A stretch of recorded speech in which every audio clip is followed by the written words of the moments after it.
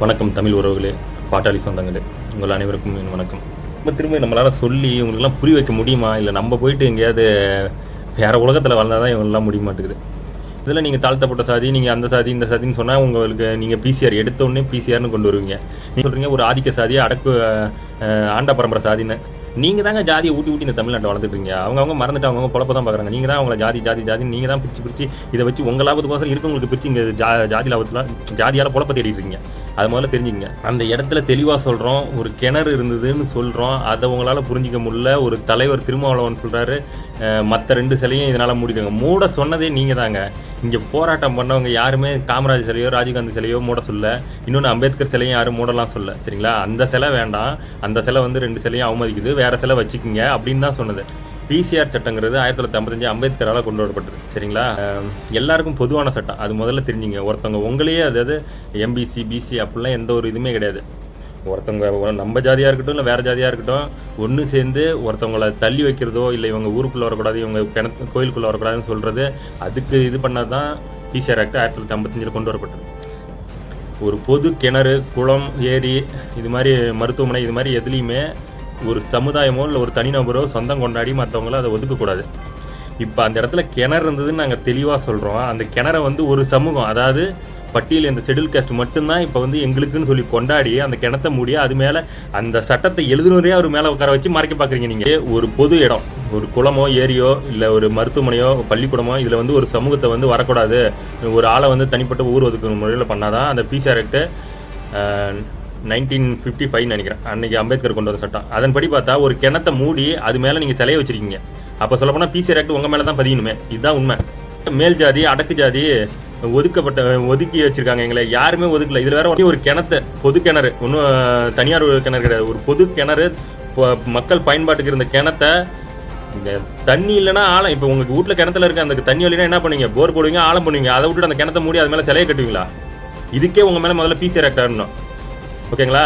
இதுதான் PCR act, தான் PCR act. இப்போ நீங்கள் சொல்கிற சட்டம் இருக்குல்ல, எஸ்டி ஆக்ட், அது 1989 பிவி சிங் அவரால் கொண்டு வரப்பட்ட சட்டம். சரிங்களா? அதுக்கு வித்தியாசம் இருக்குது. எல்லாரும் முதல்ல அதை புரிஞ்சுங்க. இந்த சட்டத்தையே முதல்ல தப்புன்னு தான் சொல்கிறோம். அதில் அந்த சட்டத்தில் என்ன சொல்லுது?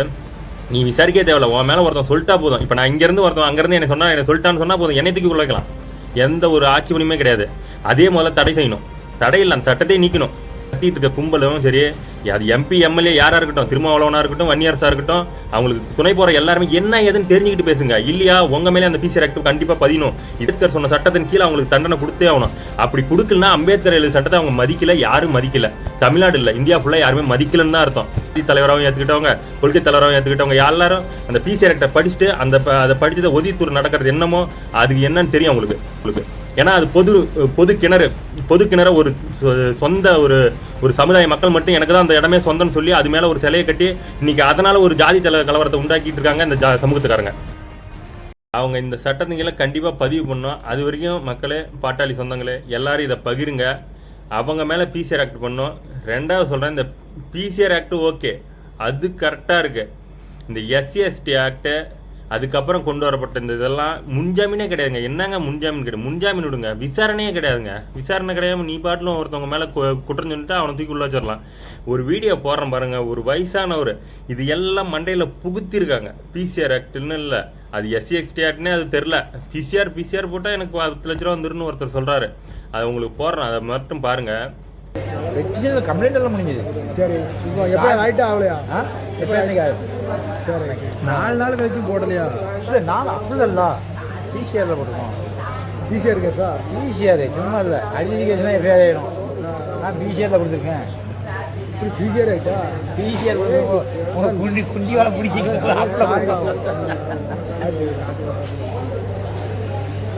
பிசிஆர் ஒன்றே போட மாட்டாங்க.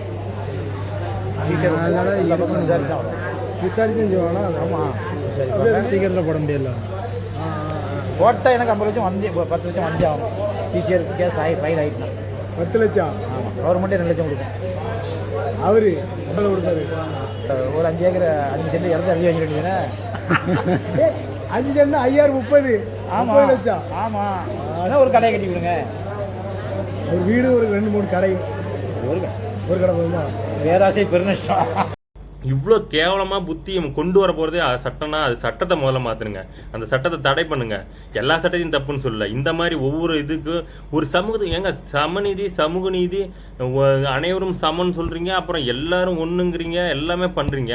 அப்புறம் இருக்குங்க அந்த சட்டம் பொதுச்சட்டம் இருக்குங்க. எல்லாத்துக்கும் உள்ள ஒரே சட்டம் பொதுச்சட்டம் இருக்குது. அந்த சட்டத்தில் போராடுங்க சரிங்களா? அதே மாதிரி ஒதியத்தூரில் நீங்கள் முதல்ல எல்லாத்தையும் எடுத்துருங்க. எங்களுக்கு ஜாதி சான்றிதழே வேணாம்னு எழுதி கொடுத்துருங்க முதல்ல. ஏன்னா எல்லாரும் சமன் தான் சொல்கிறீங்க. அதை வச்சு அப்புறம் எதுக்குங்க எஸ்சி எஸ்டி இல்லை இப்போ ரிசர்வேஷன் வாங்கிக்கிறீங்க, எல்லாம் வாங்கிக்கிறீங்க. அப்புறம் வந்து ஜாதி இல்லைன்னு சொல்லிட்டு வரீங்க. ஏங்க ஒன்று இப்படி வாங்கல நான் அப்படி போங்க, ரெண்டுத்துக்கு நடுவில் நிற்காதீங்க. சும்மா இந்த இப்படி எனக்கு எப்படி செய்யணுமோ, எனக்கு இப்போ இந்த பக்கம் வேணுமா இப்படி போவேன், இந்த பக்கம் வேணுமா எனக்கு இப்படி போவேன். நீங்கள் எதனால் உங்களுக்கு அந்த ரிசர்வேஷன் கொடுக்குறாங்க? பொருளாதாரத்தில் பின்தங்கியிருக்கோம், நாங்கள் பொருளாதாரத்தை வளரணும். நீங்கள் 10 லட்ச ரூபா போட்டு செலை கட்டின ஒரு சமூகத்தை மட்டும், அதாவது வேறு யாரும் காசு கொடுக்கல, எந்த ஒரு அமைப்போ எந்த ஒரு இதுவுமே எனக்கு தெரிஞ்சு கொடுக்கல. அந்த சமூகத்தில் இருக்க மொத்த காசும் போட்டு 8 லட்ச ரூபா 10 லட்ச ரூபா போட்டு உங்களால் செலை கட்ட முடியுது. இந்த காமராஜ் சிலையோ ராஜீவ்காந்தி சிலையோ இன்றைக்கி நேற்று கட்டினதில்லை. குறைஞ்சது 70, இன்றைக்கி என்ன 70னா 30 20 50 வருஷத்துக்கு முன்னாடியே நீங்கள் சொல்கிற மாதிரியே அன்றைக்கி ஆண்ட பரம்பரையாகவே இங்கே இருந்திருப்பாங்க. அதனால் கூட காசு வச்சுருந்து கட்டிக்கலாம். இன்றைக்கி எங்களால் ஒரு சின்ன கட் அவுட் வைக்க முடியாது. வைக்கிறனால என்ன, அவன் வந்துட்டு பிச்சை எடுத்து பொறுக்கி போடுற நிலமை தான் இருக்குது பசங்கள்கிட்ட. ஆனால் இன்றைக்கி 8 லட்ச ரூபா போட்டு அசால்ட்டாக கட்டுறீங்க. ஏங்க 8 லட்ச ரூபா போட்டு ஒரு நல்லது எவ்வளோ பண்ணிருக்கலாங்க. ஒரு நூலகம் கட்டியிருக்கலாம், எல்லாம் படிச்சுட்டு போட்டோம். இருக்கிற நூலகம் ஒதியத்தூரில் சரியில்லை, அதுக்கு யாரும் கேட்குறதுக்கு ஆள் இல்லை. சரி அப்படி நீங்கள் பண்ணுறீங்க. இல்லை ஏதாவது ஒரு பக்கம் எத்தனையோ நல்ல விஷயம், நான் 10 பேரை படிக்க வச்சுருக்கலாமே. ஊரில் இதாக திரியிறானுவ, ஒரு நல்ல காலேஜ் ஒரு நல்ல இதில் போய் படிக்க வச்சுருக்கலாம். இல்லை யாருக்காவது ஒரு 10 லட்ச ரூபா போட்டு 2 பேர்த்துக்கு, எந்த சமூகமாக இருக்கட்டும், 2 பேர்த்துக்கு ஒரு 5 லட்ச ரூபா ஏதாவது ஒரு தொழில் பண்ண சொல்லிருக்கலாமே. அதை விட்டுட்டு ஒரு சிலையை வச்சு அதை அரசியல் பண்ணி இன்னும் என்ன ஒரு 10 பேர் மேலே கேஸ் போடலாம். 10 லட்சம் ஒரு 10 லட்சமாக சம்பாதிச்சு 1 கோடி ரூபா வச்சு எதாவது பிளான் பண்ணுறீங்களா? முதல்ல உழைச்சி முன்னேறலான்னு பாருங்கள். இது மாதிரி அடுத்தவங்களை சுரண்டி அடுத்தவங்களை அடிமைப்படுத்தி நீங்கள் தாங்க தீண்டாமையை ஆதரிக்கிறீங்க, நீங்கள் தான் தீண்டாமையை உருவாக்குறீங்க. எல்லாத்தையுமே சொல்கிறேன். இந்த சிலையால் சமூகத்தில் ஒரு புரட்சி இல்லை, சமூகத்தில் ஒரு சீர்கேடு தான் உண்டாகுது. சிலையே வைக்கக்கூடாதுன்னு கவர்மெண்ட்டும் சொல்லுது. அப்ரூவ்டே இல்லாத சிலையை வச்சுக்கிட்டு, அதுவும் ஒரு பொது கிணத்துல வந்து ஆக்கிரமிப்பு வச்சுக்கிட்டு, அதுவும் வச்சதும் இல்லாமல் அது அடுத்தவங்களை இழிவுபடுத்துகிற மாதிரி, அடுத்த தலைவர்களை இழிவுபடுத்துகிற மாதிரியும், அடுத்த சமூகத்துக்கு தாங்க காலு கீழேன்னு சொல்லி அவமதிக்கிற மாதிரி நீங்கள் அப்படி தான் வைக்கிறீங்க. நீங்கள் சொல்லுங்கள், நீங்கள் கெத்தாக இருக்குன்னா நீங்கள் கெத்தாக இருக்குன்னு கூட கால் போடல, என் காலு கீழே நாங்கள் சொல்கிறதா இங்கே சட்டம் அப்படிங்கிற மாதிரி இருக்குது. அது அம்பேத்கர் சொன்ன சட்டம் தான் சரிங்களா, அது நீங்கள் சொன்ன சட்டம்லாம் இல்லை. அதனால் இதை தான் சொல்கிறல, இவங்க மேலே கண்டிப்பாக பிசிஆர் வழக்கு போடணும். அதே மாதிரி எஸ்சி எஸ்டி ஆக்டை கண்டிப்பாக ரிமூவ் பண்ணணும். இது இந்த சமுதாயத்தை சீர்கழிக்குது. எது என்ன நடக்குதுன்னு தெரியாமல் ஒரு ஆக்டை போட்டு அதை வச்சு பணத்தை மாதிரி நிறைய பேர் சுற்றிட்டு இருக்காங்க. இது மட்டும்தான் இங்கே சமூகத்தில் நடக்குது. உங்கள் ஆதரவே எங்கள் பலம். தொடர்ந்து பகிருங்கள், பயணியுங்கள். பாட்டாளியின் குரல் ஒலிக்கும் வரை சமூக நீதி பயணம் தொடரும். நன்றி, வணக்கம்.